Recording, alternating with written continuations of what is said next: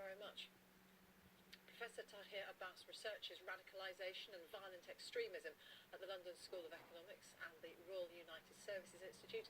He joins us now from Woking in Surrey. Professor Abbas, thank you very much for joining us this evening. So the police are treating this in France. The prosecutor says this is a terror incident. What's your view of that approach? Well, there is some history that has been exposed in relation to the background of this particular individual that might suggest that there are concerns, but we do not have any conclusive evidence yet, and so therefore it is important to remain careful given the heightened sensitivity around the question of Islamic extremism, etc. The intelligence services say that they viewed him as a person at risk of moving into radical Islamism, but he wasn't on any Islamist watch list. To what extent have they missed a trick there?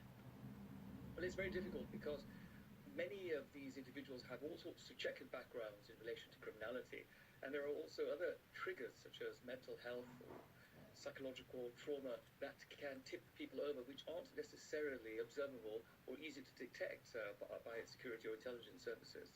I mean, many countries are having to wrestle with this, aren't they, and come up with ways of trying to either prevent radicalisation or even develop de-radicalisation programmes. How well is France doing? Well, France has had to learn a lot very quickly given the atrocities that have gone on over the last year and a half. The state of emergency has meant that security has been championed. But there are many developments in terms of trying to understand the pathways, the risks, the various trigger points that affect young men invariably in relation to these kinds of questions, which have definitely improved in the light of improved knowledge.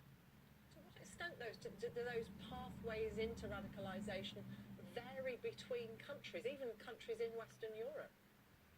Precisely, and I think this is part of the problem of trying to identify what exactly is going on here. There are so many different trigger points, and we can talk about pathways, but these pathways are certainly not linear. People can dip in and dip out. There are also external factors that might pressurize individuals, and there are, of course, internal community cultural issues that push people away from spaces that might be seen as sources of comfort even. How important then will the issue of radicalisation be in the investigation which the French authorities are now involved in? I think it's important to keep an open mind and to look at all aspects of this case as in a detailed way as possible, because there is, as mentioned, a great deal of sensitivity around Muslim extremists in the current climate, and what this does is generate heightened sensitivity in all spheres of society, which mobilize further forms of radicalization and extremism as a response. We understand that the attacker, the cousin, the father and the brother of the attacker are now being questioned by police. How important will they be in trying to shed some light on what's happened to this man? Yes, I think this individual, he texted just before or just after something he'd done, attacked the police officer earlier in the day, shot her with a pellet gun. So the family members, if they can provide more detail around the background of this individual, what kind of groups he associated with or otherwise, and to give a much more of an ecological background on the life of the individual would help the security services and the police services involved. Professor Tahir Abbas from the London School of Economics and the Royal United Services Institute, thank you very much. You're watching BBC News. It's a little after 7:15, our headlines this evening.